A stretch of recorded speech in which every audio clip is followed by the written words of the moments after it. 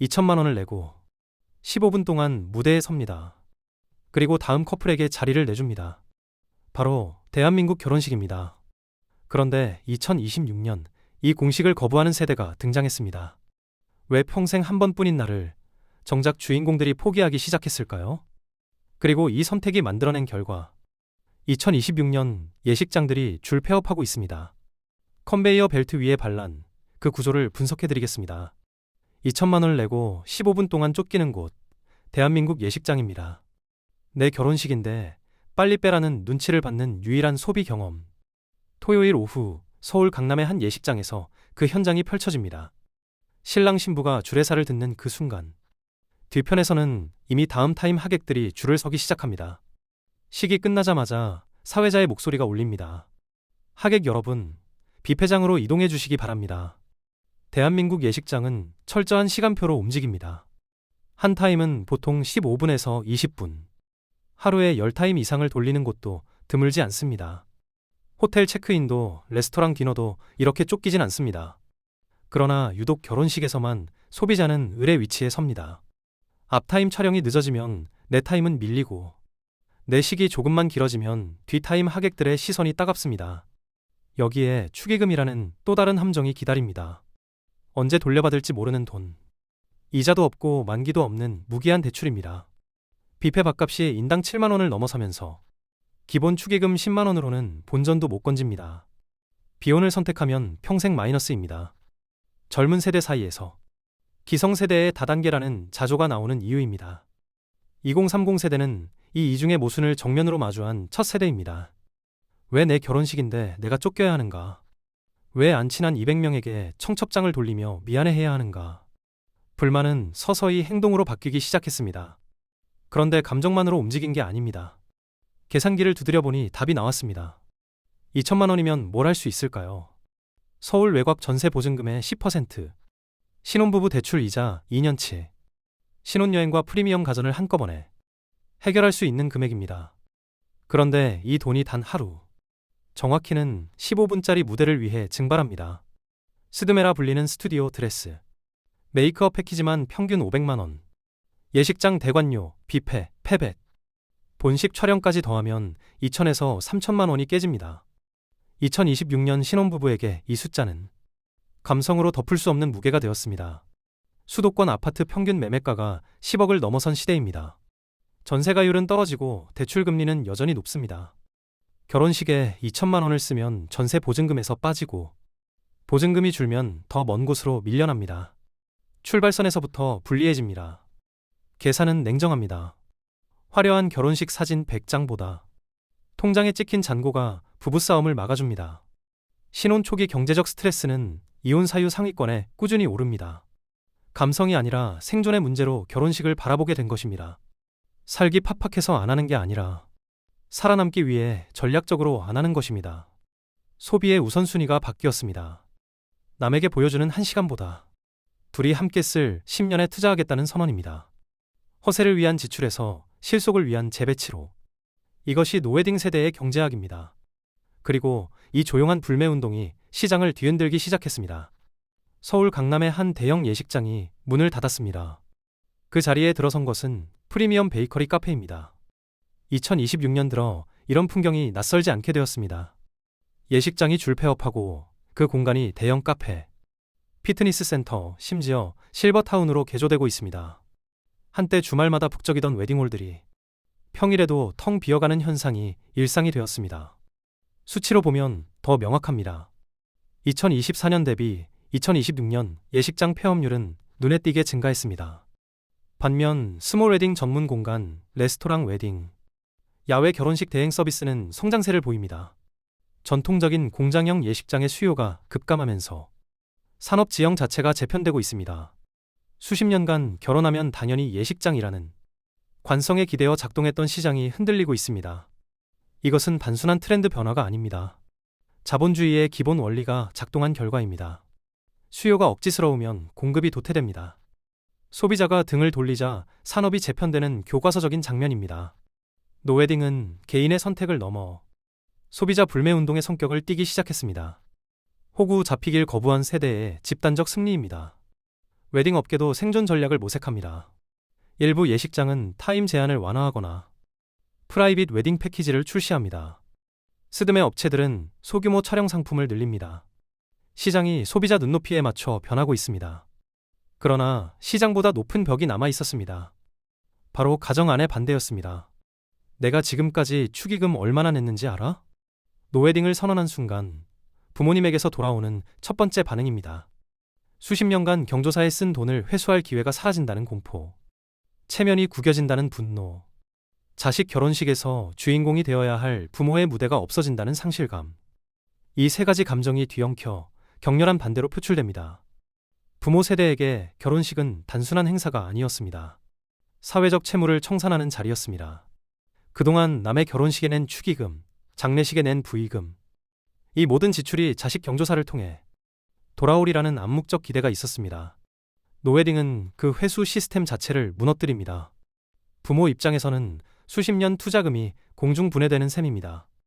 그러나 설득에 성공한 커플들의 공통된 전략이 있습니다. 감정이 아니라 숫자로 말하는 것입니다. 엄마, 나 식 올리고 대출 이자에 허덕일까? 아니면 식 안 하고 빚 없이 전세 들어갈까? 이 한 문장이 마법처럼 작동합니다. 자식의 현실적인 대출 이자 앞에서 부모의 체면은 무장 해제됩니다. 핵심은 대립이 아니라 동맹입니다. 우리만 안 하는 게 아니라 요즘 다 이래라는 사회적 증거를 제시합니다. 부모님이 두려워하는 건 우리 집만 이상해 보일까입니다. 이미 흐름이 바뀌었다는 것을 인식시키면 저항은 급격히 약해집니다. 그런데 여기서 한 가지 오해를 짚어야 합니다. 노웨딩이 가난해서 하는 선택이라는 편견입니다.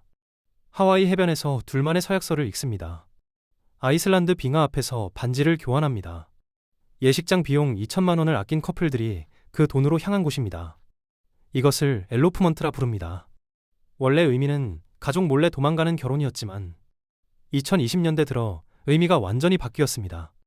형식적 예식을 거부하고 둘만의 의미 있는 경험을 선택하는 결혼 방식입니다. 돈이 없어서 안 하는 게 아닙니다. 돈을 다르게 쓰는 것입니다.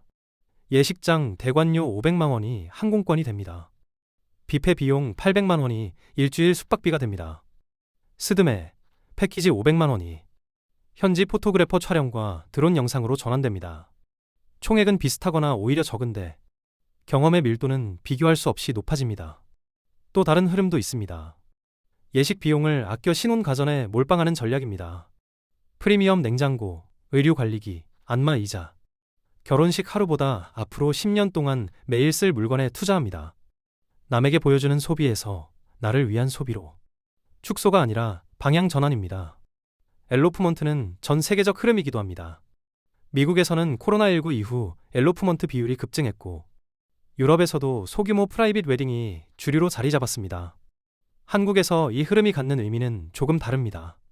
남의 눈치를 극도로 의식하던 문화권에서 내 방식대로를 선언했다는 점입니다. 그렇다면 이 모든 변화의 본질은 무엇일까요? 스몰 웨딩, 노 웨딩, 가족끼리 돌잔치, 간소화된 장례식. 2020년대 들어 등장한 이 현상들의 공통점은 무엇일까요? 형식이 줄었다는 것이 아닙니다. 규모가 작아졌다는 것도 아닙니다. 핵심은 따로 있습니다. 남들이 하니까 나도 해야지라는 강박에서 벗어났다는 것입니다. 대한민국을 수십 년간 지배해 온 집단주의적 의례 문화에 균열이 생겼습니다. 이것은 세대 교체의 신호입니다. 부모 세대는 남들 눈을 생존 전략으로 삼았습니다. 고도 성장기에는 집단에 소속되고 규범을 따르는 것이 안전했습니다. 튀면 손해였습니다. 그러나 2030 세대는 다른 환경에서 자랐습니다. 취업난, 주거난, 연애난. 남들처럼 해도 보상이 오지 않는다는 것을 체감한 세대입니다. 그래서 질문이 바뀌었습니다. 남들은 어떻게 하지? 에서 나는 뭘 원하지로. 결혼식만의 문제가 아닙니다. 명절 귀성, 돌잔치 규모, 장례 절차, 심지어 집들이 여부까지 모든 의례에서 당연히 해야 하는 거리라는 전제가 흔들리고 있습니다. 노웨딩은 그 변화의 가장 상징적인 사례일 뿐입니다. 완치 판정이라 부르는 이유가 여기 있습니다. 남들처럼 병은 불치병처럼 여겨졌습니다. 한국 사회에서 남의 시선을 의식하지 않고 산다는 것은 불가능해 보였습니다. 그러나 2030 세대가 증명하고 있습니다. 가능하다고, 오히려 자유롭다고. 그렇다면 결혼식을 하는 것은 틀린 선택일까요? 결혼식을 하는 것이 틀린 선택은 아닙니다. 가족과 친구들 앞에서 사랑을 선언하는 의미가 있습니다. 부모님께 효도하는 방법일 수도 있습니다. 문제는 그것이 해야만 하는 것이냐, 하고 싶어서 하는 것이냐의 차이입니다. 의무가 아니라 선택이 되어야 합니다. 그 전환점에 지금 우리가 서 있습니다. 선택에는 조건이 필요합니다. 첫째, 경제적 여유가 있는가? 결혼식 비용이 신혼생활의 기초 체력을 갉아먹는다면 재고해야 합니다. 둘째, 진심으로 원하는가? 부모님 체면, 친척들 눈치, 사회적 기대 때문이 아니라 본인이 원해서 하는 것인가를 점검해야 합니다. 셋째, 대안을 검토했는가? 스몰 웨딩, 엘로프먼트, 레스토랑 웨딩 등 다양한 선택지를 비교해 본 후 결정해야 합니다. 웨딩 시장도 변하고 있습니다. 타임 제한 없는 프라이빗 예식장, 20명 이하 소규모 전문 공간, 해외 웨딩 패키지가 늘어나고 있습니다. 선택지가 많아졌다는 것은 소비자에게 유리한 환경입니다. 더 이상 공장형 예식장만이 유일한 옵션이 아닙니다. 핵심은 주도권입니다. 내 결혼식의 형태를 내가 결정하는 것. 남의 기대가 아니라 나의 가치관에 따라 선택하는 것. 노웨딩이든 스몰 웨딩이든 전통 예식이든 그 선택의 주체가 본인이어야 합니다. 마지막 질문이 남았습니다. 당신은 어떤 선택을 하시겠습니까? 결혼의 본질은 무엇일까요? 수백 명 앞에서 15분 동안 서는 무대가 본질일까요? 아니면 그 이후 수십 년 동안 함께할 두 사람의 일상이 본질일까요? 대답은 명확합니다. 결혼식은 결혼의 시작점에 불과합니다. 하루의 화려함보다 만날의 안정이 중요합니다. 노웨딩을 선택한 세대는 이 단순한 진실을 행동으로 증명하고 있습니다. 핵심 교훈은 단순합니다. 남의 눈이 아니라 내 삶을 기준으로 선택하라는 것입니다. 결혼식에만 해당되는 이야기가 아닙니다. 집 크기, 차 종류, 자녀 교육 방식, 노후 준비, 인생의 모든 선택지에서 남들은 어떻게 하지를 먼저 묻는 습관을 버려야 합니다. 2030 세대가 노웨딩으로 보여준 것은 그 첫걸음입니다. 자, 이제 여러분 차례입니다. 여러분의 통장에 지금 당장 예식 비용 2천만 원이 꽂혔습니다.